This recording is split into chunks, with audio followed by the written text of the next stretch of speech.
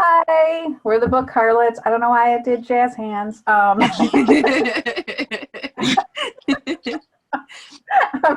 Norris. I'm Eliza Mann. And I'm Sage Spelling. And we are discussing the sinner. Sin. Wages of sin, honey. Yeah. Mm-hmm. Sin has kept his side hustle as a mercenary a secret from the Black Dagger Brotherhood. When he takes another hit job, he crosses the path not only of the vampire race's new enemy, but also of a half-breed in danger of dying during her transition. Jo Early has no idea what her true nature is, and when a mysterious man appears out of the darkness, she is torn between their erotic connection and the sense that something is very wrong. Fate anointed Butch O'Neill as a destroyer, the fulfiller of the prophecy that foresees the end of the Omega. As the war with the Lessening Society comes to a head, Butch gets an unexpected ally in Sin. But can he trust the male? Or is the warrior with the bad past a deadly complication? With time running out, Jo gets swept up in the fighting and must join with Sin and the Brotherhood against the ultimate evil. In the end, will true love prevail, or was the prophecy wrong all along? I love the matte cover. I really do. I love the way they feel. You know what? I was looking at the cover today, and I love the red eyes that they added. Mm-hmm. I mean, you can just barely see it, but it was really something. Mm-hmm. So, nice cover. Cover. Yeah. So let's get started with our discussion. Why do you think Jo continued with her vampire obsession? You wait. Who going first?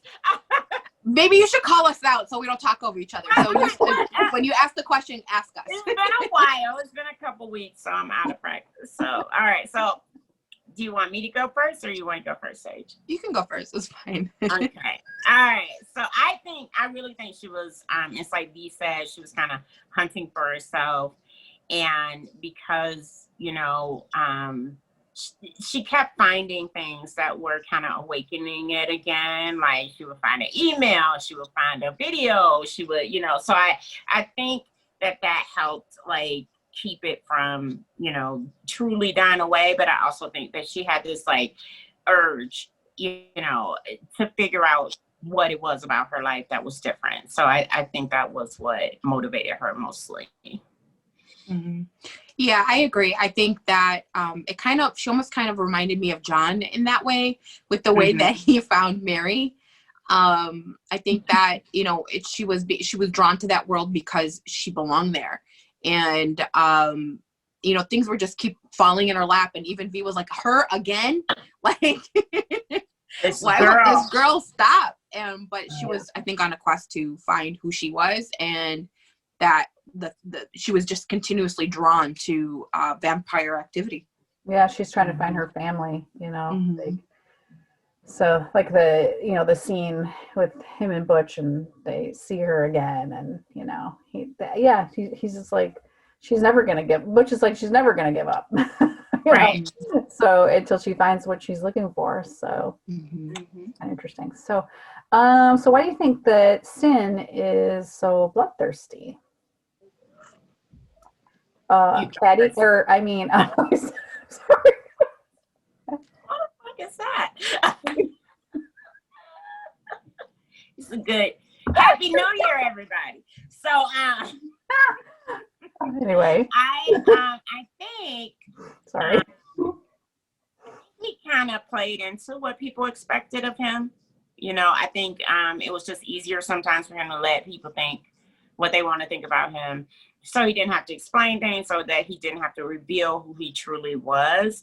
I don't know that he was necessarily the way he allowed people to perceive him to be. And we see that like throughout the story, that he kind of, resigns himself to what people think he is. And because he has fears and, parts of his past that make him question if he's really even a good person, I think that that's just the way he allows people to see him. We see a lot of people in this book, allowing others to see, this fictitious mask that they put on. So we got Davina, we got Butch, who talks a little bit about that. And then we have Sin, who definitely allows people to believe things about him because it's easier for him. So I don't know that he was necessarily as bloodthirsty as he allowed people to perceive him to be. Yeah, he definitely, I agree.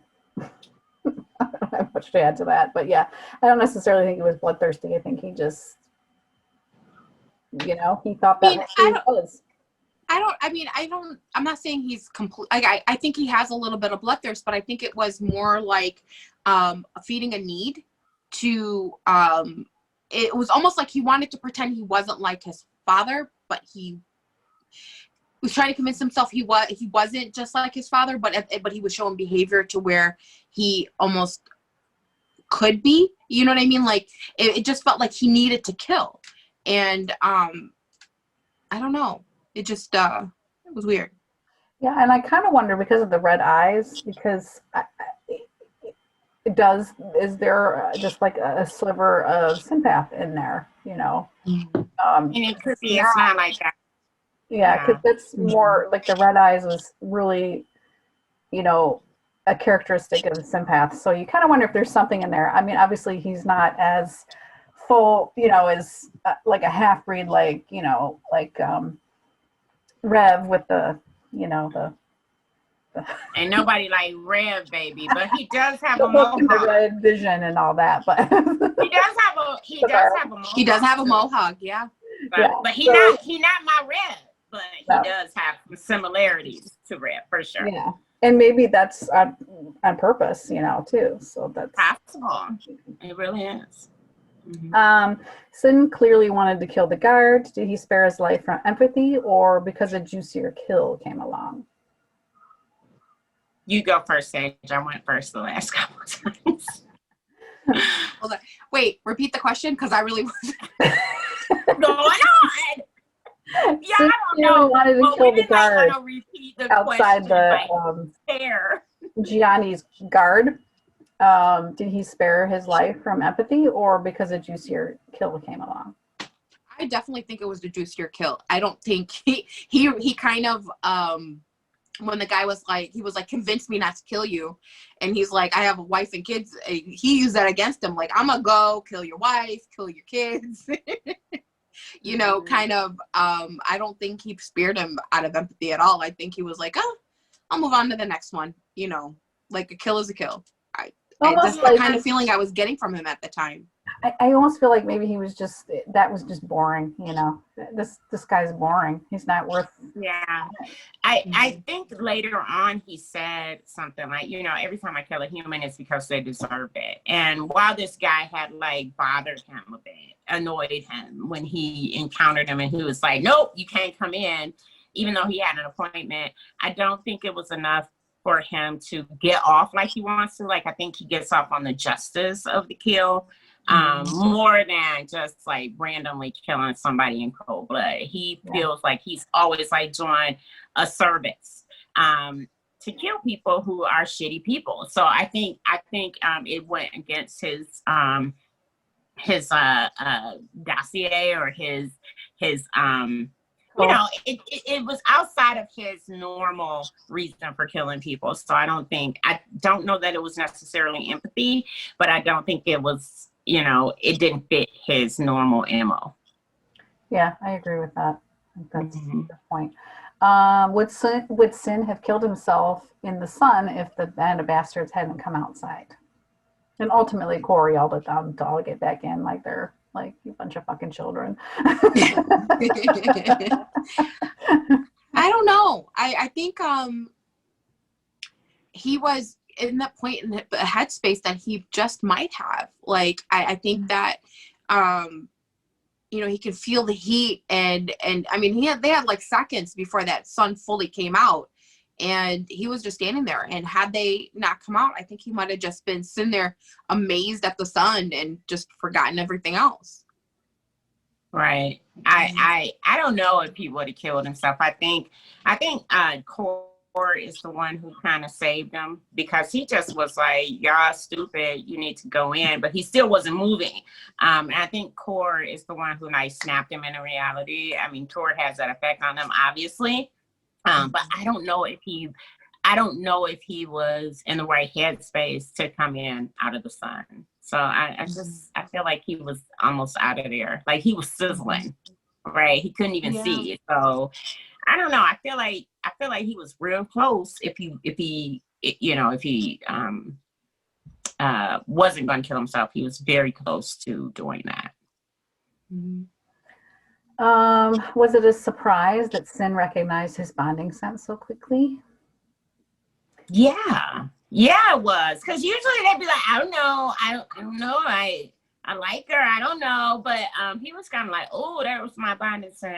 I want this girl. So it surprised me because the last few times they haven't necessarily noticed. I have like an alfalfa going on today. I'm trying to like get it together, but it's very unruly. Sorry, but yeah, I think it was a surprise for me.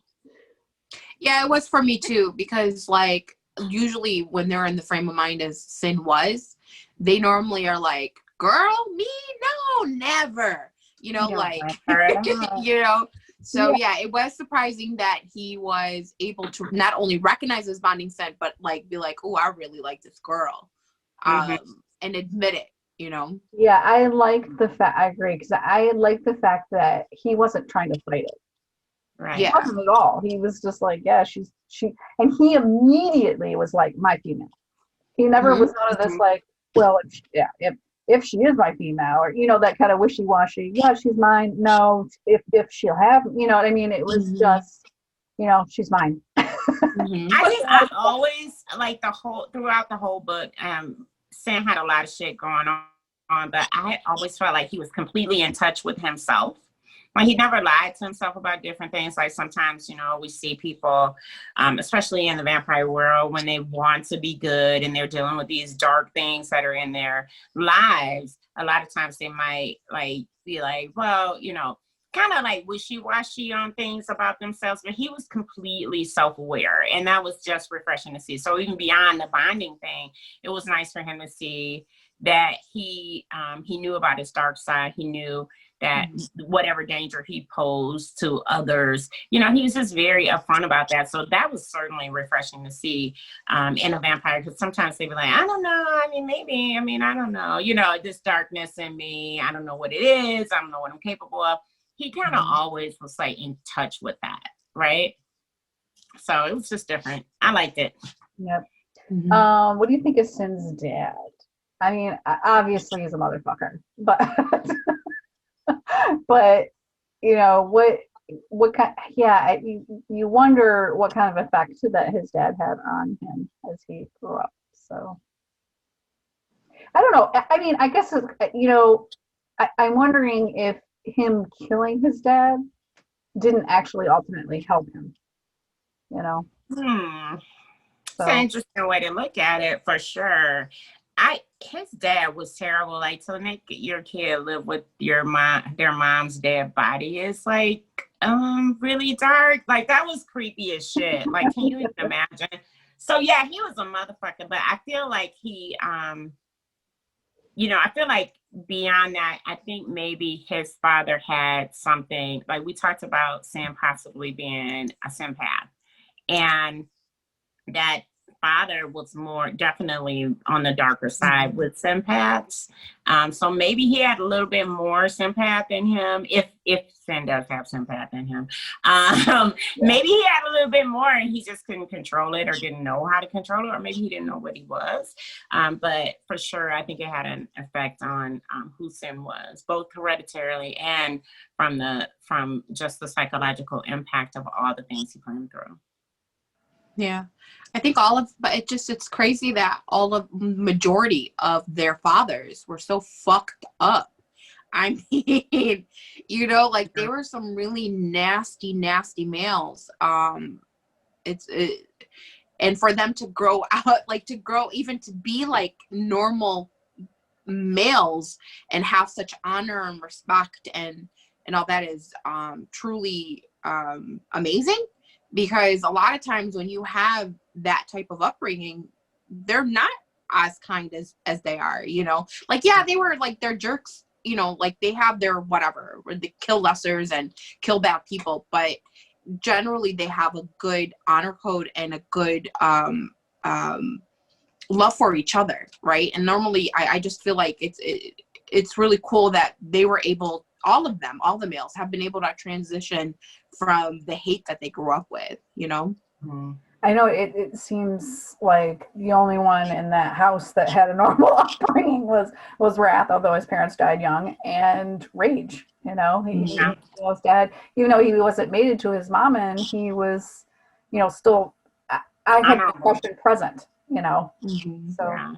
But I mean, I think isn't that like we read history and we see these guys and they usually kind of jerky, right? Like if you go back to like the kings and dukes and all of that, they had these fucked up views on women and like home correction and abuse and all of those things. So given when the vampires would have been born, it kind of falls in line with what we know about historical men. You know, from you know, different parts of the world. Mm-hmm. So I don't think it's out of the ordinary. It's not like far-fetched. I think if we go back a few generations in our own families, we'll probably find that, you know, some of our grandfathers might not have been like, by today's standards, like decent humans, you know. It's just the time. So it makes perfect sense to me that we don't agree with a lot of how they behave. I mean, I think there are some that were certainly extraordinarily bad, especially like Sin's dad. But like when you think about like Tori's dad, he acted a lot like, you know, those patriarchal dudes who were like, woman stays in her place and all those types of things. It's horrible people. But, you know, for the time, that might have been the norm. well, Yeah, no, I don't And disagree like, with, I don't disagree with that. I'm amazed at the involvement of the males now, like the Black Dagger Brotherhood and the Bastards, yeah. how even though they came from that, they were able to evolve and still love it and be different than how they grew up, you know? Yeah, I think a lot of that changed when because they like bonded and fell in love with their mates, whereas a lot of their parents were like matched to people, you know. So I think that might be the difference, that they fell in love with these women and they showed them, you know, they're capable of loving, they're capable of being loved, and they changed, you know, them, even though like okay, so I'm long-winded now, but like Rage, he had like a really good upbringing, but he was still a hoe, right? He was a hoe, you know. it was just a So beast, you but know what I mean. So like, I think the fact that they met their mates and bonded with them, I think that helped them evolve into the creatures that we see and love now. Because some of them were bastards before they met the woman that they loved. That's true. Yeah. Okay, so do you think were Joe's vampire instincts coming out when she had dinner with Sin? She was like, "I'll cut a bitch," you know, because she's just got really possessive with the waitress, and even though Sin had no interest in this waitress, she was just like, "This bitch better get the fuck away," you know. It was just really funny. So. I don't know if it was her vampire instincts, but she definitely was about to start singing "The Boy Is Mine." You know, like, don't even play. For sure. I don't know if it was, I think she was just feeling like really territorial, because by that time when they went out finally to dinner, I think she was just feeling like, this bitch popping up here with this water glass, I'm gonna fuck her up. But that was kind of, you know, that was kind of her personality anyway. She was always kind of like forthcoming about, you know, not letting people walk all over her. So I think it just was a part of who she was. So I liked it. Yeah. It was funny to me. So Sin tackled the Omega when he was attacking Butch. Do you think that Sin has a death wish? I'm kind of like on the fence about what I think. Like, I don't necessarily think it was a death wish, but I kind of feel like he just feels like he deserves to whatever punishment he can get. I don't know. He said he was just looking for a fight, but I don't know if it. I think there was more to it than that. What do you think? I think he identifies as a protector, though. Like, that's what, so when we were just talking about him at dinner, he said, what do you do? And he said, I'm a protector. And I think that's just what Sin sees himself as. You know, we talked about it earlier, that he always like attacked and killed people that he felt were unworthy or were bad people anyway. So I think in his mind, he had like a superhero complex a little bit. So yeah, I think for sure he was like, somebody's in trouble and it doesn't matter about me, I'm gonna save them, which can kind of like straddle the line of maybe being a little bit of a death wish too. Like, I'll do whatever to save somebody else, even if I die, right? Mm-hmm. I think a lot of them have that complex though, right? They're so protective over their loved ones that they will sacrifice themselves in order to save everybody else, you know? So I think that has a lot to do with it.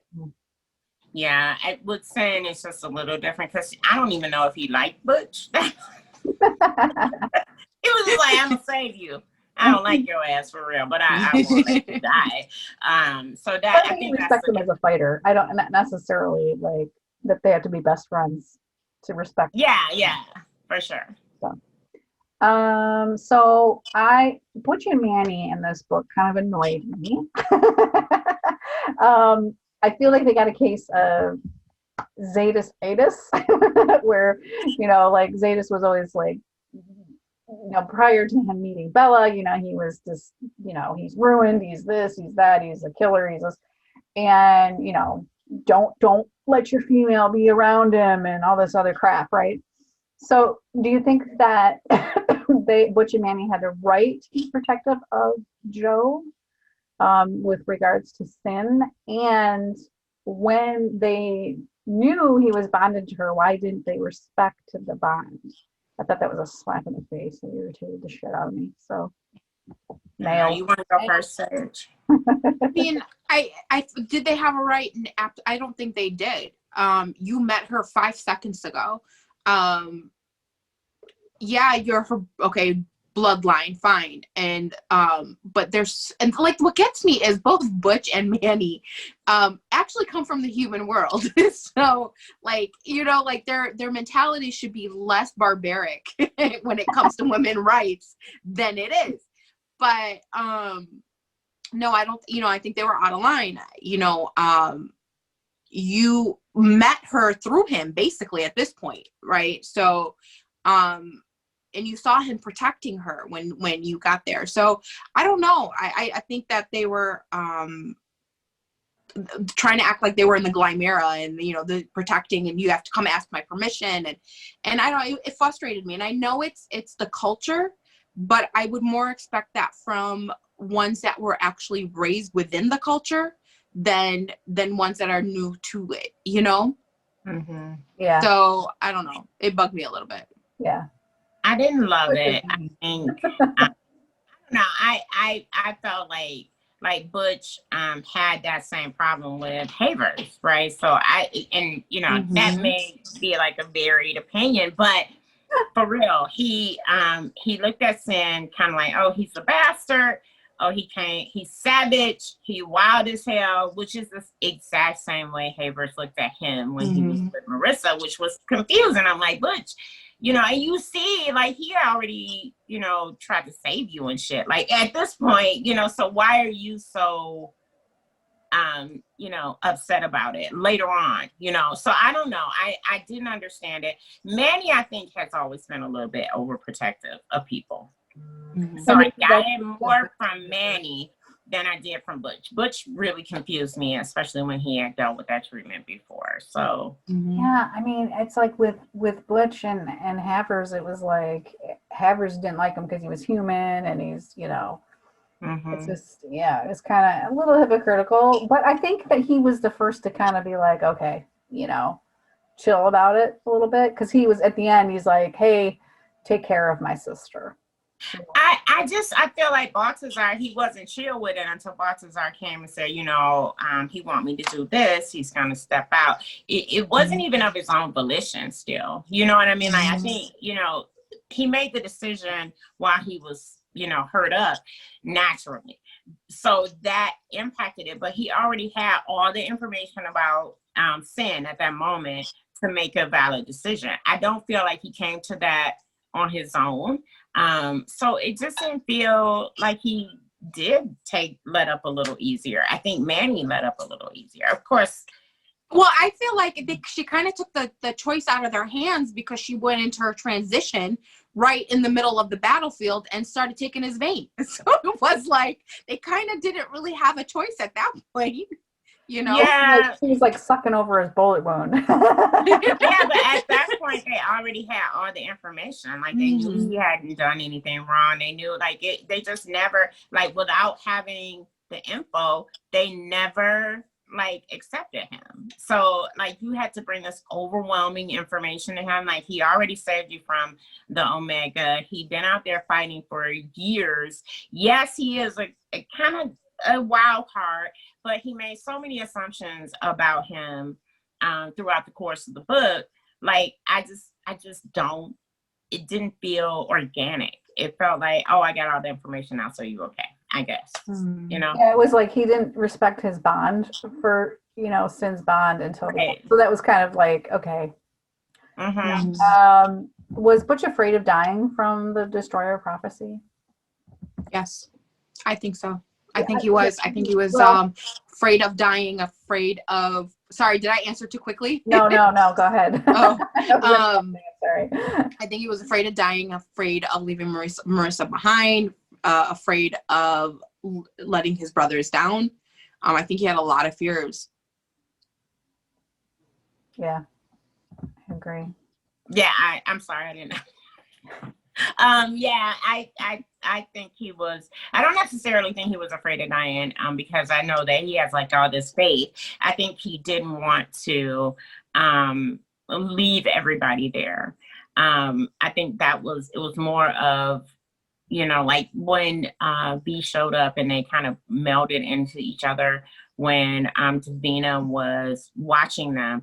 I think those things, those relationships, he would definitely miss those. So I think he was more afraid of everybody he was leaving behind and the hurt. But I don't know that he was necessarily afraid of dying. Yeah, I don't know, afraid of dying. I think, I agree. I think he didn't want to leave Marissa. He didn't want to, he didn't want to be a disappointment. Well, what if I'm really not the Destroyer? Mm-hmm. What if that isn't true? And, that it's more of, I think, more fear of the unknown than, because it was a lot of stuff they didn't know. So, how do you feel about Butch's revelation that he used his attire to mask himself from his mate? This was something that he learned from Davina, bless her heart. He figured out from talking with her and seeing how she lived her life and, Yeah, they for sure. A lot of them, I think we just mentioned it a little while ago, but a lot of them like mask who they are to protect themselves. And I think for Butch, especially, I think when he came into the world, he didn't see himself as good enough. And when he got access to those clothes, when he stopped drinking as much, when he, became a part of a community and became a valuable contributor to society, I think those are things that are wrapped up in his personality and his identity. So more than just being a mask, it's also who he sees himself as right now. And without those things, we just talked about the Destroyer prophecy. There are a lot of what makes Butch who he is.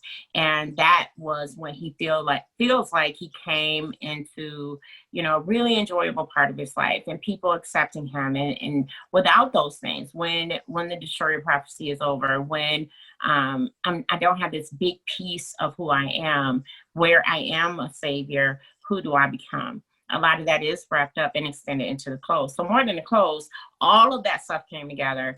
Who will I be without it? So I think that's what it was. I'm not a therapist, so I don't know for sure, but it feels like that. No, I agree. Because from day one, when he first met her, he wore, or was after he wore, like the next day, I remember him feeling good about himself because he put those clothes on. And it was like you always hear him, you used to always hear that like thought in his head. He'd always say, well, I'm not, I'm not, even before he started actually becoming before he became a vampire and actually was part of that life, he was just hanging out there. He would make comments like, I mean, I don't even own the underwear I wear. Right. So he like, I remember him always, questioning the idea too. But the clothes were what made him try to feel better and try to fit in. So I totally agree with that. I kind of disagree. I feel like he's not trying to feel better. I think he's just trying to. I think he feels bad about himself. I think he thinks he's not worthy of Marissa. Yeah, it feels better. Well, not better, but worthy. Like not. I mean, maybe that's what you were trying to say. I don't know. Yeah, that's what we said. It's pretty much, that was legit what we said. But go ahead, girl. But I don't know. It's just like, I don't think it was part of his identity though. I think that he was trying to be something that he's not, or thinking that he's not this worthy male by dressing. Oh, as better. Somebody who like is wrapped up in how other people see me, I totally see that in people who dress in people who go out of their way to dress really, really nice all the time. A lot of that is identity. Without those things, who am I? Especially when you're trying to feel like an other. So I think that's how I identify with Butch. But that's not how he dressed before. It wasn't. But it was for didn't him to have fit access in before. Yeah. And he didn't have a reason before. So before, he didn't give a shit. He was like, okay, I'm a cop and I wear my cop uniform. I have my badge and this is how I fit in here. It was unfulfilling. So he was an alcoholic. And then when he went to the vampire community, he met this woman and she dressed really nice. And one of the first things that he recognized about Marissa was what she wore. And she had these beautiful gowns and, he was saying things like, I'm a scrub. I'm like not worth her. Like she shouldn't even look at me. And then one day he put on this suit and he was like, oh, she can look at me now. She sees me now, so I don't know. I think when you're other and you finally find a place where you belong and people are accepting of you, I think that a lot of that will, even if it's just clothes, some people may not see it, but I definitely see being an other and trying to make sure that people always see you with your best foot forward. I agree. Okay, because we have to go here. Why do you think that Sin couldn't have an orgasm? So more psychology. He says, we should have took a class. Like his body in nature was just waiting for Joe. And I can agree with that. I think that I think that he finally let himself go and finally let himself truly love her. Not that he didn't love her before that, but I think that he just truly just let himself go. Let the past go and let all this other bullshit go, because he said like, oh, I don't want to kill anything anymore, blah, blah, blah. He went through that, return to, whatever. Go ahead, Sage. I mean, I think it does stem from like his upbringing and I don't know, maybe he didn't think he deserved that type of joy. I think it obviously was psychological and there was something going on making him stop there, not being able to. I don't know if it was the joy he didn't think he deserved, or maybe he was afraid to reproduce. Even though, she wasn't, I don't know, like, she wasn't ovulating, but I don't think that in his head, even though he knew, I don't think he can distinguish between the two at that point. I'm not really sure, but it had to do with it. To me, it stemmed from his upbringing and the way he saw himself, and it messed with his capabilities to truly enjoy pleasures, right? So I don't know. I don't know. I do feel like it was psychological. I feel like once he found out that the woman was okay, that he wasn't like as big of a monster as he thought he was, I think it was more of a control thing. Like he couldn't trust himself to release because this tall one was in him. He had all these problems and issues, and he just, he had to retain control. And sometimes that can manifest, through your sex and your orgasms. So I think a lot of it had to do with his control and the ability to drop those masks that we've been talking about all night. He was finally able to do that with Joe, and then it just came and came and came and came again. He was like,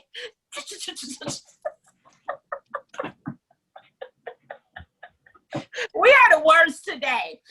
It was just like core was like sprinkler. It must be a Band of Bastards thing. Well, it must be. When they finally let it go, it's going. Oh my God. Okay, so does he allow, why does, so sin allows people to accuse him things? Is this because he believes he deserves it, or he deserves to be punished, or both? I guess it's and or punish, deserve, punish, slash, I don't know, slash, you know what I'm trying to say. It was I'm trying to remember the question. I think it was well, anyway, I know you're right. I know what you were trying to say. Killing I think maybe it was easier, to just let people believe that, and then they didn't have to get to know the real him, how hurt he was inside, and all the things that he was capable of. It was just easier to let people think that about him, which was, not good, but, I think it might have just been easier for him. Yeah, I agree. I think that it's not that he didn't care, but he really didn't care what they think of him. Because I remember with what was his name, where he took the blame for the cutting up of the Lester's body from a previous book. Yeah, I know his term. I can't remember who it was, but yeah, it was one of the legacy books. I can't remember who it was. Huh? Boom. Yeah. And he was like, don't worry about it. They already think I'm scum. Just let them think it was me. I think that he just kind of let them believe, and almost like how Zadis used to too. I think I see a lot of similarities between him and Zadis. He just kind of let them believe what they want to believe of him. Yeah, because it's easier, than to, especially when they already, sometimes they can be so like willful about what they believe, so does it behoove me to like, argue with you and tell you I didn't do it? It's like, whatever the fuck, I don't, whatever, think what you want to think, what you gonna do to me. So what do you think of Joe's adoptive parents? I kind of feel like they're almost Chimera, like kind of what I thought.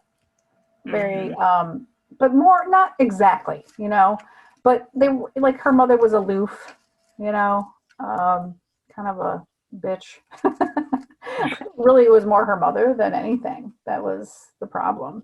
She was cold, and, it was almost like she treated the kids like commodity, like possessions. And that's kind of how the Chimera think of their children is, okay, well, I'm going to marry this or mate them to a proper mating, and, everything has to be in exact order, and, that kind of thing. So. Yeah. I mean, I think that's how Joe described them, right? She said that to them, I was an accessory. And I think that they're not horrible people. I think that they didn't know how to bond with the child as a child. Like, cause I don't think they didn't have that maternal bond with her that, sometimes, most of the time happens. They kind of just had expectations and had that cold front with her, because the father seemed really nice, right? But just not like fatherly, So yeah, they weren't horrible people, but they weren't the worst people, right? No, I don't think they were horrible people. I just, I think that they did the best that they could. you know. Mm-hmm. But, I would agree with that. I don't know. It didn't feel, I didn't expect him to be so cordial when she got there, you know, because it seemed like, you know, she was estranged from him. I expected there to be like a blow up when she showed up or something like that. But they seemed like cool, you know, and he was like, oh, good to see you, but don't interrupt my breakfast, you know. So I think they were just orderly people who might have been a bit cold and just not those type of people that showed emotion, like she described them as 1950s at some point. So I feel like that's how they were. Just, we're not going to show emotion in that way. Like maybe they sleep in, you know, Ozzie and Harriet beds or something like that. You know, like, so I don't think they were bad. I just think they were like cold and old school, old fashioned. Yeah. Mm-hmm. Yep, definitely.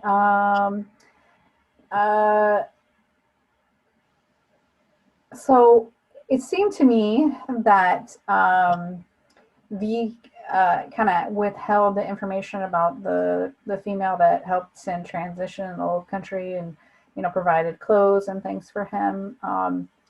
Do you think that he tell Sin at the right time about this? Do you think he waited? Do you think he knew that was the right time to tell him? I don't know. I feel like D is very selective about what he shares with people, because I think he doesn't want to interrupt free will and the way that things should, like the natural order of things. And in a lot of ways, V reminds me of the Scribe Virgin like that. Like he'll know things and he just, you know, he's like, I can't like go around telling people what their future is. And I think he talked about that before, because it could disrupt the balance. And I think sometimes that's how his gift comes out. Like he's like, I can't say anything until I absolutely know that it's the right time and it won't affect anything else, you know, which is frustrating.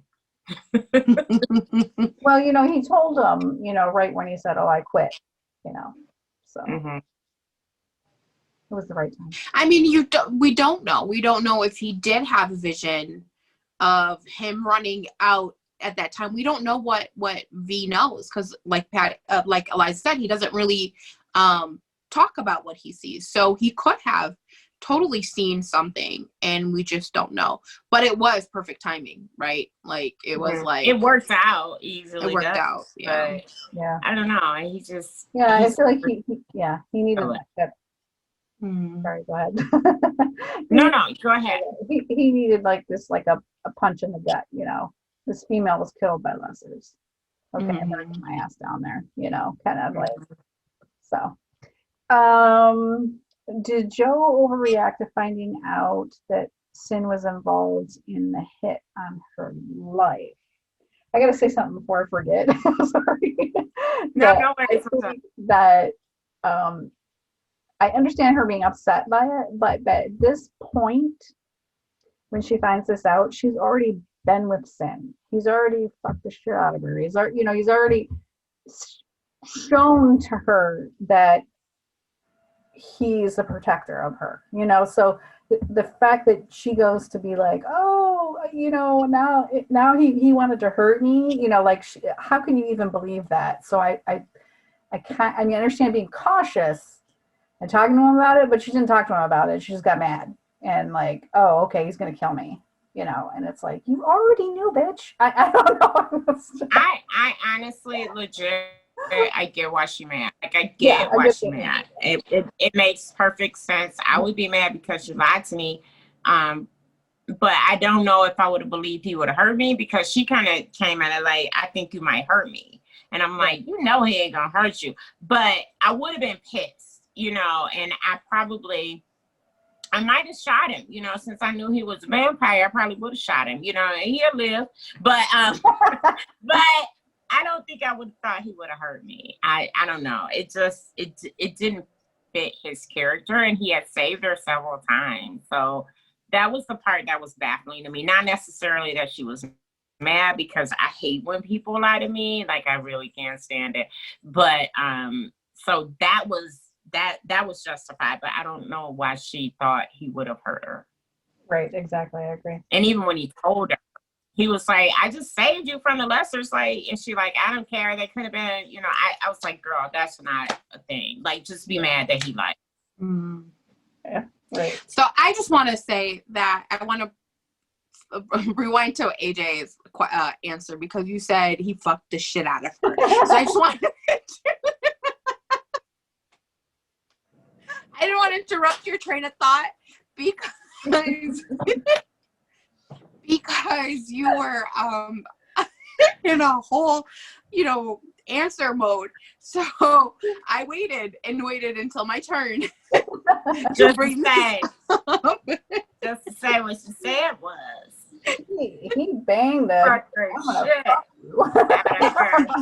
So that's my thing. Like, you spent all this time with him. He opened up to you. He told you he was basically a mercenary, right? So you know all these things about him. I agree. He should have told her that, hey, by the way, I was the one paid for your hit. Don't worry about it. Because he was with her when she had that call, too. One of the calls, they were together. So, like, it would have been an easy opening for him, but he kept that from her. So, yeah, I get him being angry. Right. He should have just been open with that. You told her everything else. Why not that one point? Because when he originally took the job, he didn't know who she was. Mm-hmm. He didn't know she was the one that he was hired to kill. So, if he was open with her, it wouldn't have been bad. Yeah. Mm-hmm. Mm-hmm. Of course, it has to plot, but was it reasonable for Sin to think he would be able to let Balls cover Joe's blood needs? Always think they can get somebody to do it. They're always like, I'm not worthy. You, my closest friend and brother and cousin, you service her for me because I'm not worthy. It's a whole thing with them, and I feel the same way about it. Man up, bro. I feel like he's so like normally like upfront with himself and honest with himself. It was just shocking for him to be like, Boss, I need you to go service her, and I will stand back. And I'm like, dude, you not gonna stand the fuck back. Yeah, rip his hat off if he even tries. You don't even know if you capable of like holding in your toe and to keep from killing people. You're not gonna let him do this. And don't mess with Balls, because I like Balls, and I don't want you to like tear his head off or something crazy like that. I don't know. I'm just saying it was unreasonable as fuck, and it was out of character for him. Yeah, I thought he was a reasonable man. I did. I thought he was. I was like, the whole time I'm like, oh, you do so well with like being in touch with your feelings. Now when it came to that, I don't know what he was thinking. That's just hard. Mm-hmm. I liked how when he introduces Joe to her, how he talks about his code of thievery. I liked that, because you got a glimpse that he's really a good guy. He's just he's like a Robin Hood, basically, so, or just he just gonna fly boxes are in there since her boyfriend. She loves it. Now, but she just had to like Spider-Man. It's all good. We know you got a crush. I know. I like my Balls.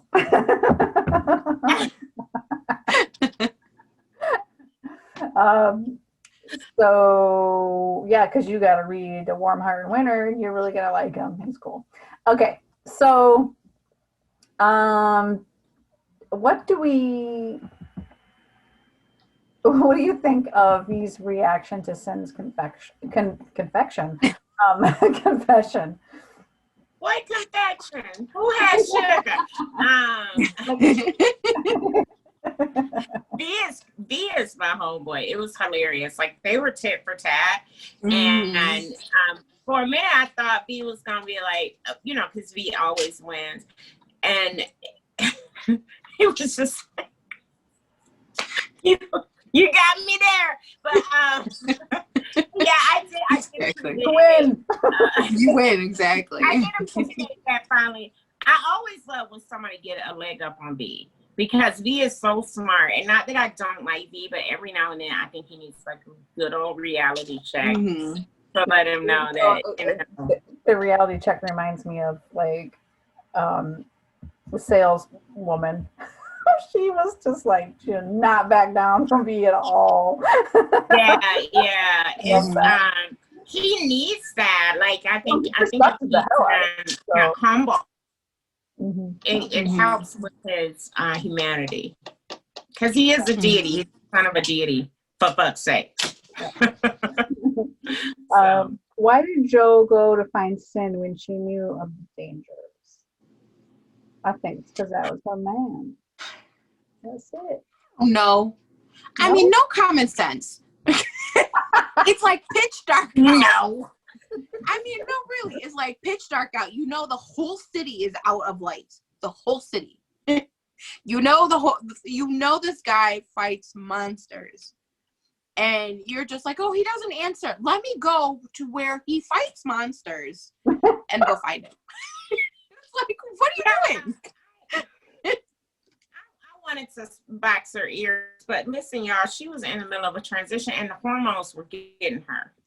That's true. So you got picture it was like RPMS hormones. Yeah, so she was like, I don't give a fuck if there's monsters out there. Let me at them. You know, I think it was the hormones that were affecting her, like the way she behaved with her boss. She was a little more forward than she normally is. She's always been a forward person and not afraid. So she went out to check on lessers. It wasn't that far out of character for her, because she had always been searching for the other things that go bump in the night. So this was not out of character for her. And yes, she knew for sure they were there, but I don't think she was in full capacity of her mental faculties at that moment in time, because she was about to go in a transition. I didn't like it. I was like, girl, stay your ass at home, but you know. Just wait a second. But hold your horse. He died, so that's, you know, here nor there. So what do you think of the way the Destroyer prophecy ended? I'm not gonna lie, I think I wanted more. I felt like it's been this build-up for so many books. I really thought that Butch's participation in it would have been stronger, but I think what ended up being his actual participation was his kindness, and him being the person that he is, and the relationship he had with Davina is what ended up saving them. So I just I thought it was just gonna be this epic battle, and you know, his last shot would be the one to explode the Omega, but it didn't work out that way, and it was a surprising ending, but still cool, because I feel like it opened up a whole different aspect of the world. So I was surprised by the Destroyer prophecy, the way it ended, but I thought it would be more involvement with Butch, but if you go back, they've always only said that he is a key, right? So he was. Davina fell in love with him, and it made her act out of character. I don't know that she would have killed her brother if she hadn't loved Butch. Well, right. So I think that's it fit the prophecy. But I thought it would be more related to Butch, but it turns out he was the catalyst. So, you know, and the funny thing is, she like absorbed the Omega much in the same way that Butch absorbed the lessers.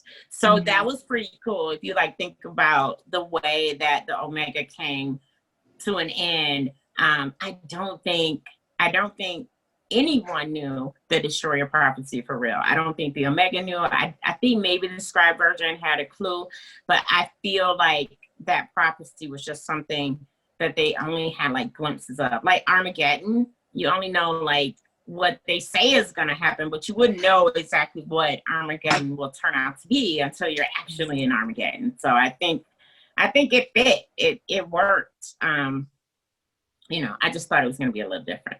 Yeah, I kind of had a little different take on it. I feel like I mean, I agree that I think that Butch being nice to Davina, you know, she wind up doing a favor. But I don't think that that favor didn't have ulterior motives. So I think that she wants Caldwell. She's claimed it. She wants to marry the city. And I think that she did it because she doesn't want to share the stage with the Omega. I think it was more selfish than you're saying.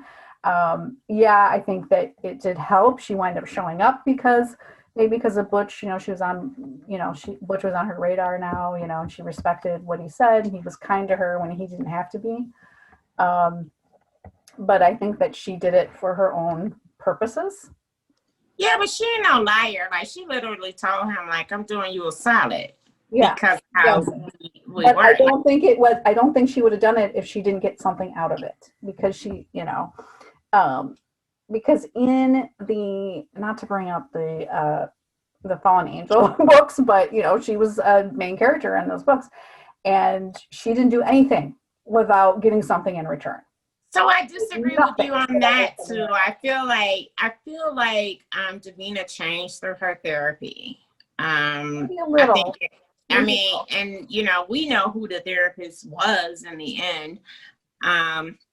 But I think she changed quite a bit through her therapy. Like, she has that OCD thing happening with her, and I think, you know, I think she's much different than the Davina we met in the first book of the Fallen Angel series. So yeah, I know she's not a nice person. I'm not saying she's great, and she's very, very selfish, and she loves things. And most of the thing that she like, Butch probably would have just been another piece to add to her collection. You know, like, I don't know if she has the capacity to love, but I don't think she's a liar. And when she told him, the only reason I'm doing this is because of how you treated me and how we, you know, our friendship, you can take her at face value. She has no reason to lie. And she legit told him, and after this, bro, we on different sides. So don't even come over here with that bullshit. I think she learned a lot from Jim, and she will never expect Butch to change. So she'll never make that same mistake that she made with Jim in expecting him to change again and again and again and waiting for him. And it ended up being what trapped her love for Jim. And I don't think she'll ever let another man put her in that situation again. But I don't think she's a liar. And I do think that she did that solely because she didn't want to see Butch hurt because of the way he treated her and the kindness that he showed her. Well, yeah, because I think that kindness is what helped her find herself again. And because she was a mess. Yeah, so I feel like, you know, she gave him that battle, and I have my own feelings about why she was there anyway, and we can get into that with the next couple questions. But I think she saved him in that battle because she really wanted to save him, and because of for the things that he did for her. Not only did he show her the kindness, but because through his kindness, she saw that she can be loved again, and she can fall in love, and she says that, right? So I really truly believe that, because look, like, you know, even the worst evil characters that we've seen, they have this, there's reasons behind their evil, and they're not always 100% bad, right? So even with the Omega, we saw some kindness in him in the beginning with, what was that asshole? Lash, right? Look at my handsome son. You know, like, there was some kindness in there. So and then this one, when he was like, I would never hurt your kids. Like, he was like, what the fuck would you think I hurt your kids? They might, you know. Exactly. So I think the mistake that we make sometimes with the villains in these books is that we like to see them as one-dimensional. We don't like the empathy we feel for them. The empathy that we felt for the Omega, the empathy that we felt for, you know, Lash. We felt empathy for him because it's, you know, he's the worst. But we had those moments where we're like, well, you know, I understand why he's shitty. And every villain that we've come at, like Mr. T, Mr. O, we've always seen these villains and the shit that they doing, and then you get this glimpse of who they really are beneath it all and what spurs them on to being who they are. So I don't think it's as as easy to say, okay, she did it just because she wanted something for herself, because that's never been her. No, I wasn't saying that that's the sole reason. I think that she did it because she also got something out of it. I think it was a two-parter. I don't think it was one-dimensional. I just think that it wasn't just because he was nice. I just don't. I mean, you don't have to agree. We can agree to disagree. No. I mean, I think there were other things, but yeah. I don't think she would have showed up at that time to help Butch because she could have killed I think she was always going to kill the Omega.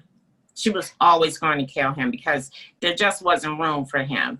But I don't think she wanted him to kill Butch because of how Butch treated her. I don't think that she wanted the Omega to kill Butch, but I also think that I think that Butch had a more of an effect on the Omega, even though in the end he got those hearts back, but I think it only gave him a burst of energy, because when you think about it, and I think he was just too arrogant enough and too big of an ego to realize that he didn't have his full power. Because think about it, I mean, I don't know if the jars are in lesser blood, but it's like the hearts are in lesser blood, or they're just I don't even know. But I feel like, when he leveled like all the brothers, right?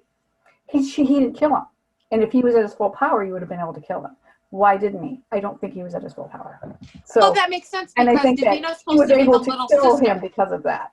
Right. So like Davina's supposed to be the little sister. So she might not have been like, they're either their combined power, or she's less because she's younger. Right. So, I mean, maybe he was weakened, and that's why she was able to stop him. I don't know. But I don't know. Y'all don't think that he weakened himself through some of the shit that he did? Like, some of the shit that he did was like, really, really bad. Like, he went back in time, and, he wasn't supposed to do some of the things that he did. Like, he violated, and then Lash probably took a little bit of who he was from him, because Lash started making lessons. Well, it was unsuccessful, but I think all of those things like drew on him. You know what I mean? And he was never supposed to procreate. That's what the scribe virgin said. They weren't supposed to, they weren't supposed to be out there procreating, right? He went back and made Lash. She is in the same boat. She procreated. Like, I think that takes away when you create some biological creature, right? I don't know why, but it feels that way. Like they took some of their powers. Like when like V and oh my God, Pain took a little bit of who the scribe virgin was, just like Lash took a little bit of who the Omega was. And Davina ain't procreated nobody, so I think she's a little bit stronger. But I also think when people stop believing in them and stop needing them, that takes away their power, with the exception of Davina. So I don't know. I feel like he was already growing down. I don't think he was not going to kill the brothers. He was out of power. Like, he would have killed them if he had the opportunity. Yeah, that's what I'm saying. Yeah. Yeah. Mm-hmm. Sure. Yeah. What do you think of Joe being the one to save Sin from the bullet in the end? Well, he got shot several times, but then she wound up. He still had bullets in him, like the next morning after he finished throwing. I know, it's like 4 bullets. No big deal. I got bullets in me. I'm still gonna bang. Still doing it.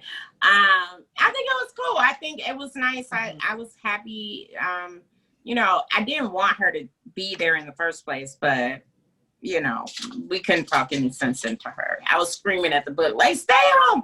But I think like a lot of times, the Shaman saves the heroine. So I liked it. It was pretty cool. Right. And she was so scared. Yeah, it was cool that his training with the gun is how she saved him, right? Yeah, she needed that training though, didn't she? Yeah, he was like, point at the biggest part of the body. She's just out there like. She tried though. She's spicy. Okay. Mm-hmm. So I kind of want to go and talk a little more about Davina, and then we have some questions at the end too. So why do you think Davina killed that guy in the alley? I think he's just in a bad mood, but what do you think? The guy that she beheaded on the balcony. No. She didn't. No, the first guy. I'm sorry, the first guy that was about to rape her because he was about to rape her. Like he transgressed upon her, and she's never taken kindly to people like trying to take me. Yeah, but she wanted him to do that. She put herself in that position because she could have just left, and she didn't. She could have just gotten out of there. She's powerful. She could have just gotten out of there. She wanted that guy to attack. But you're talking about a demon. Yeah. He was about to rape her. I know, but she was in no danger of being raped. But you're talking about a demon. You think that, so she's looking at it like, you're going to try that with me? Yeah. Let me teach you a lesson. How many other girls have you done that with? Come here. Let me teach you a lesson. You're talking about the demon. I agree. Yeah, exactly. Yeah, like that's why. Like, I don't know. I feel like the reason he earned it. Like she always. Yeah. So yeah, that's why she killed. I don't think she was in a bad mood. I think she would have. If anybody transgressed on her, she would have killed him. But she didn't have to allow that. Is my point. So I think. Why wouldn't she though? Like she. But like, okay, you always bring up the angel series. Have you remember what she used to do to those other angels? For no reason. She just roll up and kill them. Like in that cave, like the first one in the cave, nothing happened. She just like took them, murdered them, sissy, killed them. It's like this was a perfectly good reason to kill old boy. Mm-hmm. I don't think she was in a bad mood. Deserved it. I'm not saying that. I'm just but when she in a bad mood, when she in a bad way, she just automatically kill people.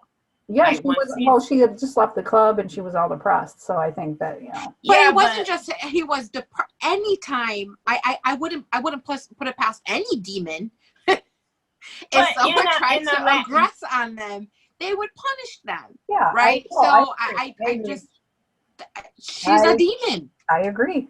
I don't know. I don't think, it felt like so if somebody tries to rape a person, I think you should kill them whether you're a demon or not. Like whether you could have left or not. I mean, let's just be clear. I agree. But for her, normally when she's in a good killing puts her in a good mood. She's like happy when she's killing people because Davina, like that's her shit. That's like she like killing people. So yeah, I think it was because he tried to rape her. Mm-hmm. I'll let it now. No, yes, but I also think that she just wanted that to happen so she could kill him. So you're saying that she like antagonized him to rape her? No. I'm not saying that. I'm not saying that at all. I'm just saying that she in the book, she's like, she knew what he was about to do. She already knew it. And so it was just, She walked away though. She like walked away from him. He walked. She didn't run. She walked. Why would you run? Why would somebody as powerful as Davina run? I know. I'm not fucking running from a rape. I think we're saying the same thing. It's just I'm not saying it right. So moving on. I hear what you're saying. I'm just saying I don't think women should run from men. I think if somebody has the audacity to walk up and try and take something from your person, you should absolutely try to kill him. And I mean that from the bottom of my heart. So yeah, I'm glad she killed. I'm glad she killed him. I'm not saying that. Like he definitely. No, I hear what you're saying. I think you're saying like she could have just let him go, but he would have got somebody else. Like exactly. Yeah. But but she's not doing it because she's trying to save other women. She's doing it because she wants to do it. So, but yeah. She's a demon. She's a demon. That's what I'm saying. I think she's a better demon than she used to be because normally, like, Davina would have lured a guy out and hung him up in a cave and like flayed him like she did before. Like that, like, he wouldn't have had to like aggress on her. So I feel like this is like part of her growth. I'm feeling good. All that therapy she had. Right, like she slayed them dudes. Like it was terrible. And they were like, oh, we found another one in the mine. Hey. She's a badass. You gotta love her. She is. Oh my God, Davina. I mean, I'm glad she fucked him up. I mean, he definitely deserved it. I hear what you're saying. I think she really was just like in her head at that moment, and she didn't know what he was gonna do. Mm-hmm. But I think she did walk away a little bit. She was like she didn't even comment. Like the first time he came up to her, he was like something to her, and then she kind of just like made a sound, and he was like, bitch, like, and yeah. So I think she tried to give him a chance to get away. I feel like that was decent of her, because normally, like, normal old Davina would have like hung him by his toes immediately. Well, she did skin him alive. She did, but he earned it. Yes, he did. He earned it. He put his hands on her. I was like, sir, you get what you earn. You get what you deserve there. Do you sympathize with her over her perceived breakup with Jim? I do, because she because we've read the story, we remember how he played games with her head too. I know why, we all know why, so we don't have to talk about that whole storyline, but he played games with her. He slept with her. Okay. Yeah, he played games with her, and with her emotions, and that's why she was so like screwed up in the beginning of this book. So we know where it came, like where it comes from. So yeah, I did sympathize with her, because I sympathized with her at the end of that series when the shoe drops in that last scene. Oh my God, you know what I mean? So I do sympathize with her, and I feel like, as much as I liked the whole storyline or whatever with Sissy and Jim, but I still I felt bad for her, and I think that's why I have this like soft spot for her in this series, is because I developed that soft spot from the last series. So yeah. I think as readers of the series, because she's new to the book, I feel like you do need to go back and look at her psychological profile, just to get an evaluation, just to be able to honestly see where she's coming from. Because in this book, it kind of looked like, oh, she dropped out of nowhere and fell in love with Butch. And in actuality, it was things that are common to her for falling. These are like common things that she falls for, like the big hero guy, the one who's like super righteous. That's normal, classic, like what she's gonna find is hot. And so you understand, by looking at Jim and seeing Butch, you see the parallels between them. And I think you kind of need that to understand who she is as a person and why she's doing some of the things. So I do strongly recommend that people go see The Fallen Angels, read The Fallen Angels book. And I do also still feel badly for her because of the way Jim did her, like sleeping with her. Like, I was like, Jim, like the whole time he was like, oh, I'm telling people the book. But the whole time I'm like, Jim, you ain't got to go to these extremes with her. Like, you could just be like, I hate you. But I do have a question. I think that he enjoyed those mind games. And that's, and that's why I feel bad for her, because she wasn't playing those mind games. Like, she truly, really cared for him. And he was just using that to his advantage. And it was kind of messed up, But we shouldn't talk any more spoilers about that series. I don't know. I don't like Davina. I know you guys like her more than I do. I don't sympathize with her. I just don't. It's cool. You don't have to. I'm just saying. I think it's more devious than you're assuming that she's not. So I No. What? Whoa! I never told you she wasn't devious, baby. Yeah. I think the many dimensions of her self are what make me like her character.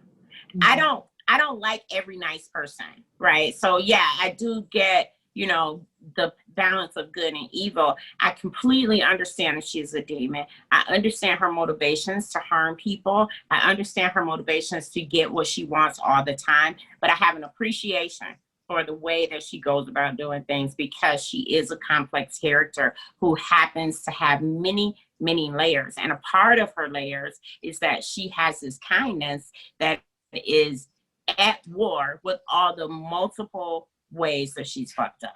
So I never told you she wasn't deviant. I never said she I think that she does. I think that she was also playing a game, but she got caught up in the emotions. But I think that she doesn't know how to deal with them either. And so, I don't think yeah. but I'm gonna tell y'all this, and I was holding it. I'm gonna tell y'all, she reminded me a lot of the Sky Virgin. Yeah, well, I said it. That's that on that. I said it. She reminded me a lot of her. Well, she is her younger sister, so. And my theory is that they all started off in the same plane, but it was what emotions become dominant. So her negative emotions became dominant, and Sky Virgin's. No, they were made to be where they were. She said, like, if they were made, the Sky Virgin and the Omega were made to be yin and yang. Right? They were created by their father to be yin and yang. And I believe she was, if I remember the conversation, Davina had in the Angel series with God, he made her the way she was for a reason. You know what I mean? I don't think she's selected to be a devious person. She's part of that balance. She's not, and for sure, they're not people, right? Well, so beings, yeah. I know. They're entities, and I think in this series in particular, everybody has a role to play. So I just don't. I think that she has a little bit more goodness than the Omega, and I think she has some darkness in her that makes her like a split almost between the Sky Virgin and the Omega. Yeah, and plus she identifies as female. I think, and identifying as a female, maybe she just has a different viewpoint than the Omega had too. So.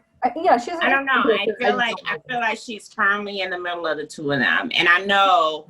I mean, like in this book, the Sky Virgin was like, "Oh, I had a chance to go back and look at everything that I've done, and talking to my dad and understanding like where I contributed and the things that I did wrong."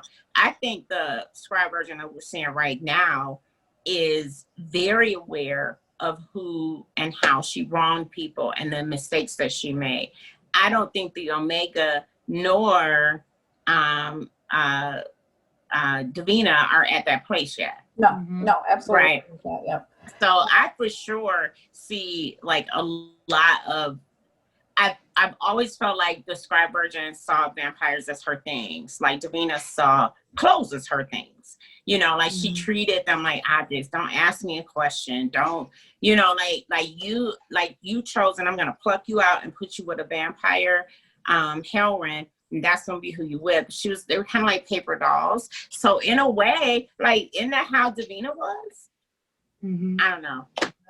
We can talk about that all night. Yeah, I know. We gotta move on. Yeah, I'm letting it go. Do you think that God cares that, or the Creator cares? It's not referred to as God, but as the Creator. Do you think that He cares that she escaped hell? So this is what I feel like. This Creator pretty much knows all, right? So I feel like He let her almost let her be released because he kind of saw this happening. Like, I think he set this up. I don't know. That's the kind of feeling I was getting. Well, with the Sky Virgin stepping down and her being released, it almost happened around the same time. And then I feel like, it was setting it up to where they have like a new world order for them. Yeah, and I agree. But I also think that she also knows that, not to bring up the Fallen Angel series again, but in that, it was a battle for the Earth's dominion or whatever. and she lost. So if she tries to take over the entire world again, he'll just end her. And I think that she knows that, and I think that's enough of a deterrent. Plus, I also like what she said in the book. She was just like, he knows that I'm in pain because of Jim. So, that in itself is a cage. I think they get punished for when they do things wrong. Mm-hmm. So, we see the Scribe Virgin, she was losing her power. We saw the Omega, he was losing his power. We saw Davina lose her power. Mm-hmm. But all that power from the Scribe Virgin went to Lassiter, mm-hmm. who is, a fallen angel.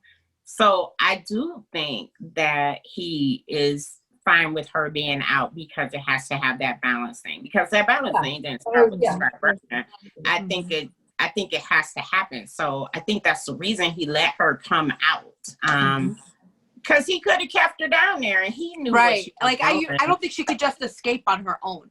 Right. No, it needed a soul down there. Yeah. So she got her soul enthralled. Bless his heart. I hope we never see his ass again. So she body swap with him, but it wasn't like it was in a vacuum. And she got sent down there for a reason. And I think when it was done, when her punishment was done, and Lassiter took over, he knew he was punishing the Omega. I think that's why she was able to get out. Yeah, I agree. All good points. So did you think that Davina was trying to mark Butch with her perfume? Yes. And who the fuck wears, what was it, Poison? Poison by Dior. It's my mommy's favorite perfume. So when they thought, I immediately smelled it on him. So for the millennials on this call, because I think we're all Gen X, or Sage might be a millennial, but for the millennials, I'm at the cusp. I'm Gen X. So for the millennials on this call, they're like pervasive scents. So Dracar Noir was like the masculine scent. God. And then for women, it was like Poison and White Diamond, beautiful White Diamond, beautiful Diamond, pleasures. Davina smells like Alexis Colby Carrington, and my mama. I kid you not. It is on the Christmas list every year.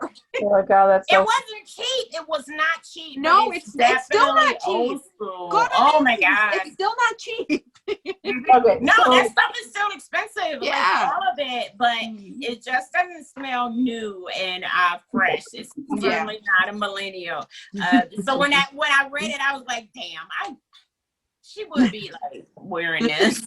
If I wasn't lazy, I'd go out there and grab the bottle. I literally. Oh my God. So that's your homework, children. Go into like Macy's or Nordstrom somewhere and just take a whiff of Davina. The vintage perfume section and take a whiff of it so you can smell older Davina. Do you think Davina will be, do you think that Davina is worse than the Omega? I personally think that she's not worse, just different. So it's going to be, because with Davina, so with the Omega, for me, you kind of knew you know what your enemy is. You smell them, you know what they're capable of.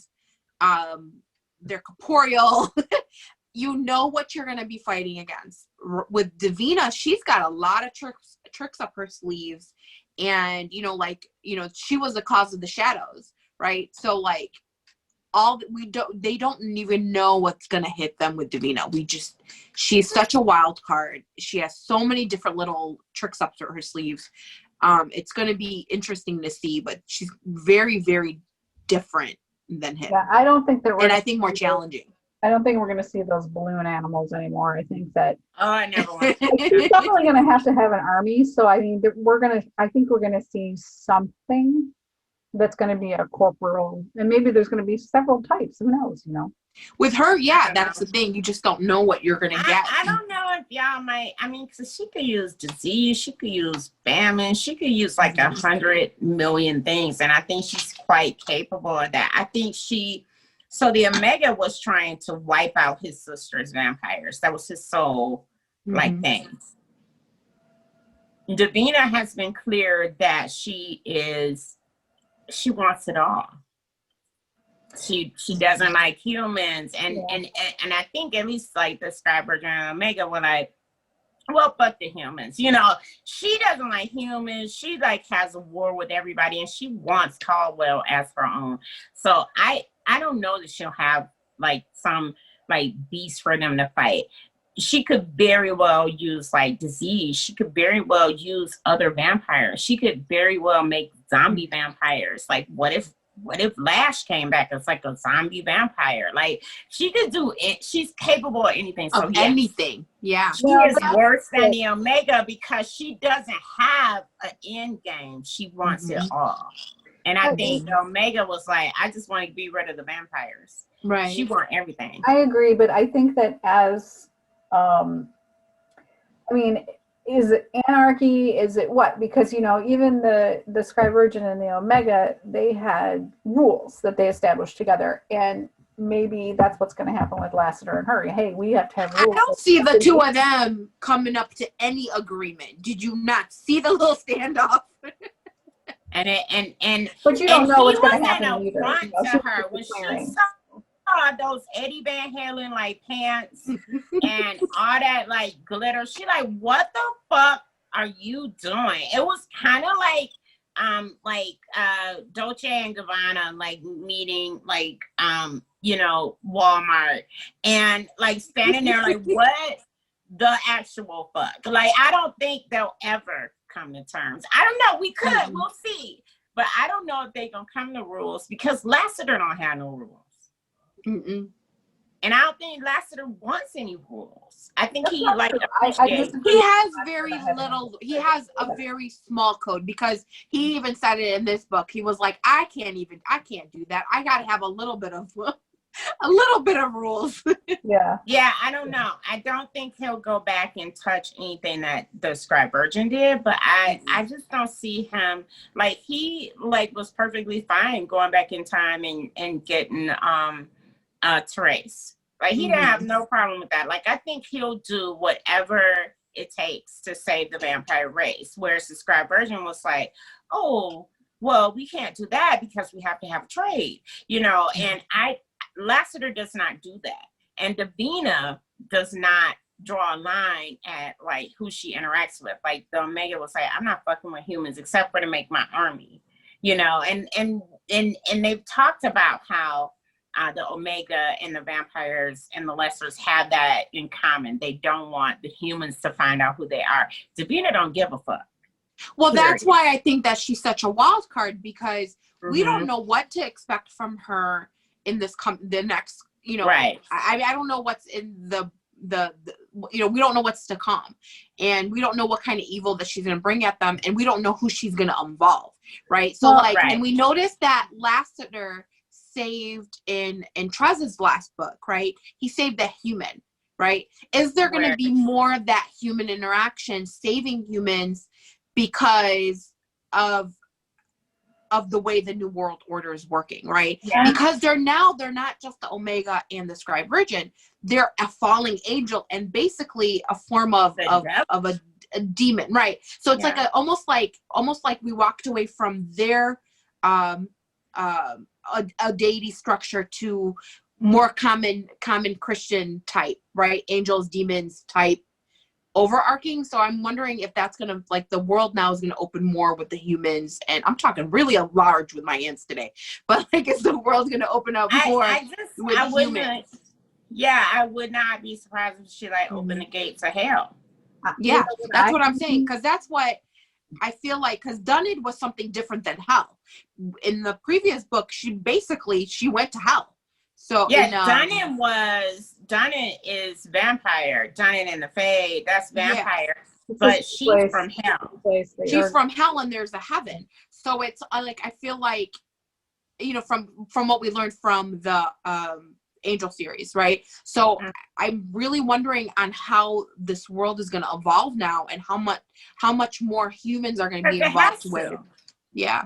You know, honestly, I'm scared of that. I'm scared of what's to come because I don't want human involvement. You don't want what? I'm sorry. Human involvement.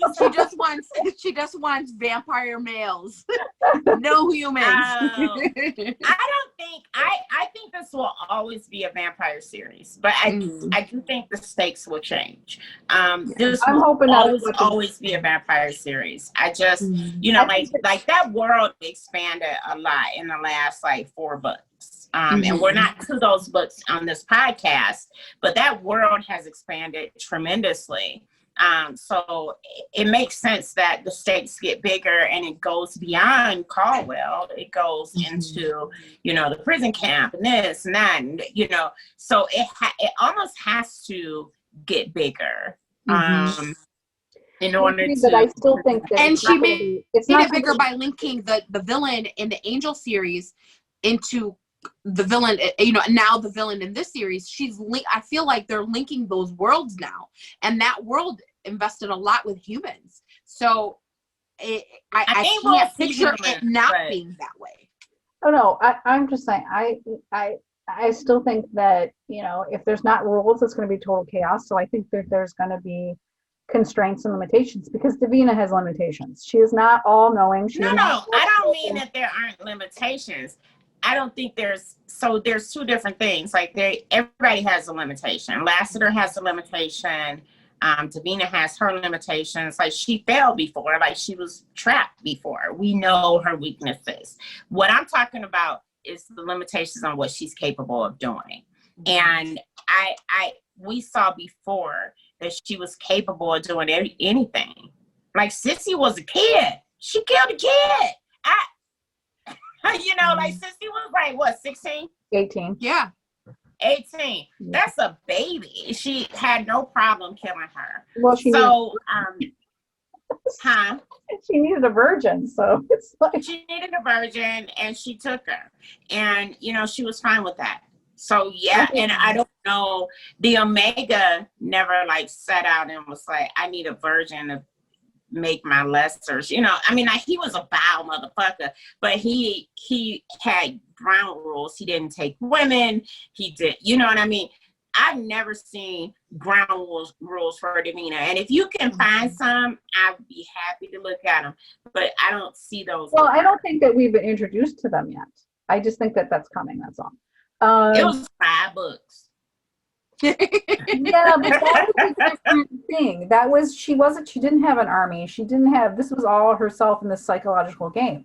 So, I mean, she doesn't like to get her hands dirty. She did a little fighting, but it was like because she was asked to. It was not, you know, I just think that there has to be rules or it's going to be anarchy. And how can you, okay, we won't even get into that. There's going to be rules that her father has put on her. Guaranteed, you know what I'm saying? So there's going to be some sort of limitations, but she's going to play dirty.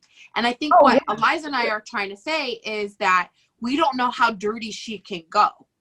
And who's going to be involved with the Omega. We understood the dynamics of this world, and we knew who the target was, right? He only approached humans when he was trying to make them into lessers. So we knew what this world, what he was capable of. With Davina, we know what she's sort of capable of, and that's scary. Exactly. I'm scared. Right? I'm scared. So I'm very scared. I'm sorry, AJ. It'll be okay. It'll be very afraid. Can we just take a moment to appreciate Davina's wardrobe? Oh my God. That Panina wedding dress. I pictured it because I like watched Say Yes to the Dress, and Panina's wedding dresses are always like these big stones and shine from top to bottom and big skirts. And so I like when she came out, I totally saw this wedding dress. Oh my God. I have an appreciation for monochromatic tones and the richness of like all like one color. And, you know, and when she had on, like in the very end scene, when she had on that leather jacket and that black mini skirt, and I was like, bitch, you did like do your fine. I just love her wardrobe. She is amazing. Like I can just totally see like her having like a million like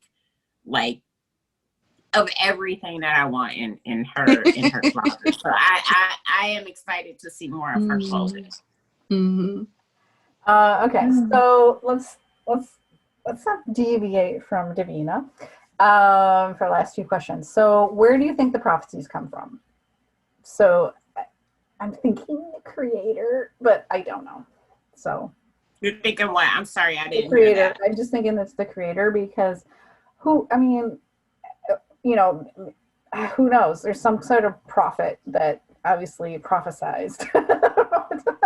I'm just curious what you think where they came from. Obviously, some sort of prophet, but yeah, usually they do come from prophets, but in this case, for the scribe virgin, I think it had to come from like, you know, visions. Like V has visions of the future. And I think that's the reason that he could see Butch and all of those things. So I think those prophecies come from people like Butch. I'm sorry, people like V, seeing what would happen. V is essentially a visionary and he has, you know, gift of sight. So, you know, have to come from, I don't know that V saw it, but for sure, I think it came from like a scribe virgin or someone like V, so a prophet. They're old, and the destroyer prophecy is known by both sides. So that's why it's like they must be just from the beginning of time or something. You know, well, possibly they don't really get into all of that. So yeah, I mean, curious. You know, we don't really know for sure. It had to be a prophet. It had to be a prophet, and we've seen how V can see different things happening in the future. So he's an extension of that. So it had to be a prophet, right? Yeah, maybe. Yeah, prophet, but where the prophet's getting them from the creator, right? So I think that both of you guys are right on. Yeah. So this is a question when Zephyr lost his eye. We know it was 2 months before this book began. But what do you think? I mean, I'm kind of curious. It's obviously he was distracted. What distracted him, if it was in fact being distracted, because he survived so many years without getting stabbed in the eye. So, you know, what happened there? You know, I don't know. Wait, what was the question? I didn't hear all of it. Zephyr lost an eye. So, how did that happen? I mean, we know when, but how? It was more of the question. I don't know. I didn't remember him losing an eye. I know it's only the second read that I realized that.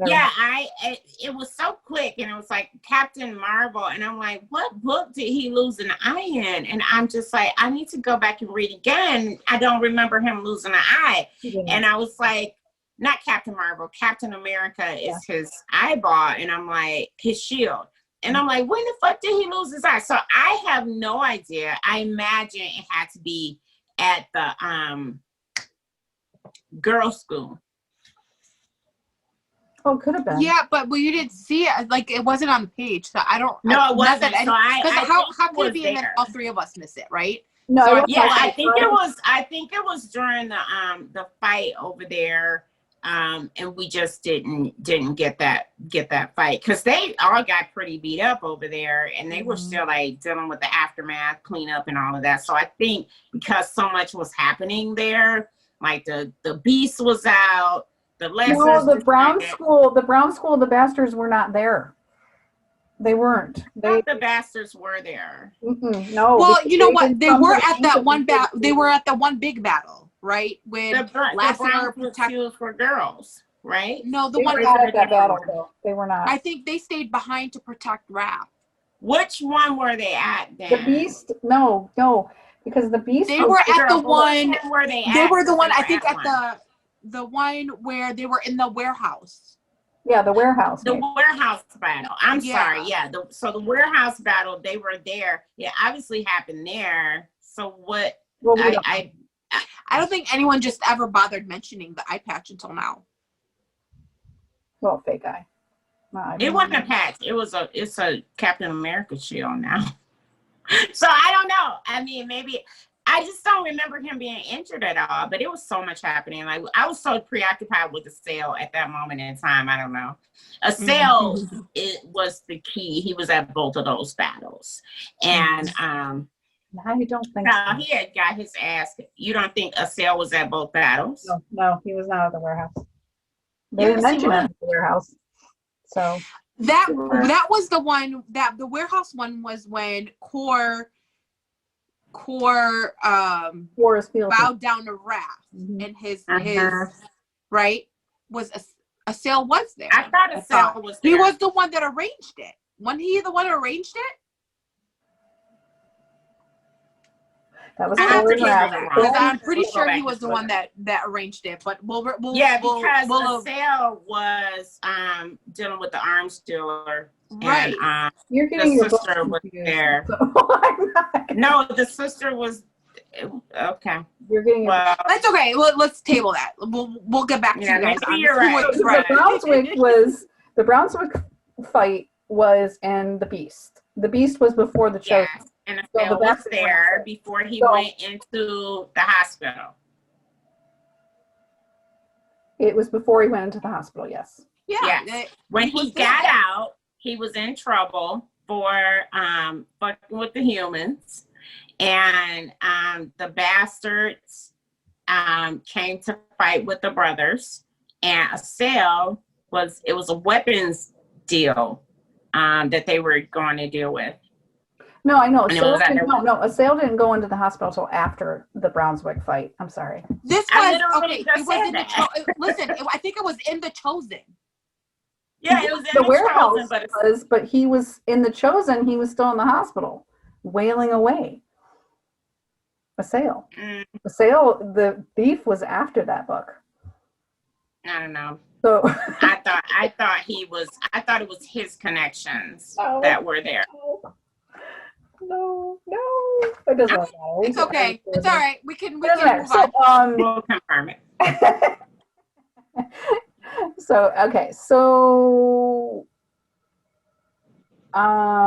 What was your favorite bastard scene? I don't know now. I don't either. You know, I think when they were out talking to, oh God, then when they were out talking to San and he was standing in the sun, I think that was my favorite. I think. I like, it was funny to me when they were in the car and Siphon was driving and Zephyr was sucking out a Jolly Rancher, a watermelon Jolly Rancher, and he's like, "Will you get rid of that shit? Can't stand that fake watermelon smell." And he throws the candy, and it sticks to the window. Everybody's like, "Ew!" And then he has to throw it out. I just thought it was funny. It's just like I don't know. It's just funny. I don't know. I just thought it was funny. Mm-hmm. But I like How about you, Sage? What's your favorite bastard scene? I mean, in this book, like all of them together, there was just those two scenes. So I mean, as a whole, I there's so many scenes I can't pick one. I can't think of one right now. It can be just one. Like, it would. I used when they were all together, but there were like a lot of scenes where like Baltazar was showing his like loyalty and when so those came. Yeah. I just can't. I'm sorry. I can't formulate one right now. Probably I think it's past my dinner time. So, what do you think the favor is that the Sky Virgin's going to ask of Wrath? Any guesses? I don't know. Or at least what would it pertain to? Not necessarily the entire favor. I would think it would be that she always had a place with the vampires, something about that, because I don't know that she knows exactly where her future is. So I would think it was something like that, but I don't know for sure, because she just she comes out of a trick bag every now and then, so I just don't know what she's capable of asking. I think that with the coffin? Huh? Maybe it has something to do with the coffins.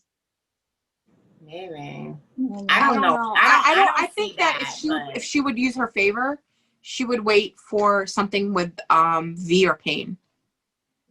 Could be. You know, because she's so wrapped up in them.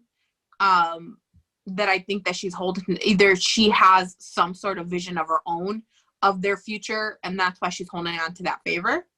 I don't know, but I think to me it might be something to do with one of them or one of their children or something like that. So, what do you think of the Sky Virgin giving Wrath the sight for a few moments? I thought it was sweet. I thought it was. That was really nice for her. I do think it's a result of her like going off into. I think it's a result of her like seeing how, she's been kind of wrong in the past on things that the way that she kind of executed things. So I appreciated it. I do wish she would have given him his sight back. At least for a little bit longer than a few seconds. But I mean, I guess beggars can't be choosers, I guess. So I kind of agree with your second part. I feel like you gave him a gift, and it was nice for you to give him that gift for a second or two. But you know what? He just like saved all your vampires. At the end of the day, him and his brothers saved all your vampires. So why not give him his sight completely back? Right? He did those things for you. He sacrificed and wasn't fighting anymore, got on the throne, did all these things. Like, let him, you have the power to gift it to him. Give it to him completely. Don't give him a partial, Yeah, I don't know. Maybe I'm asking for too much, but I feel like if you can do it and you call yourself an old friend, I mean, you want a favor do something like right. Like if I can do that for someone I care about, I'll just do it. And I feel like he's already, and I know she's all about the yin and yang, but I feel like they've already paid a price. They've done so much. I feel like they've given some to be able to get his sight back. Yeah, but yes and no, because then, I think it was kind of a tease, to do that. But it's like, I would rather LW not go blind. So do you think that LW is going to go blind? I mean, they're alluding to it because of the eye color. So I don't know. Well, I don't know. I think he has Rat's eye color, but they all have some like wild ass eye color. So like, Fury and Fury and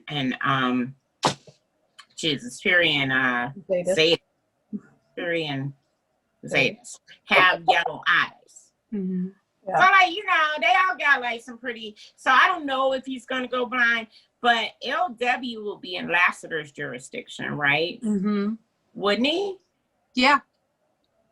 I hope. So they change it. I don't care what she had planned, because if he go blind, it would be like during Lassiter's time. So I would hold out hope that Lassiter would be the great leader, over sex Lassiter virgin that he is.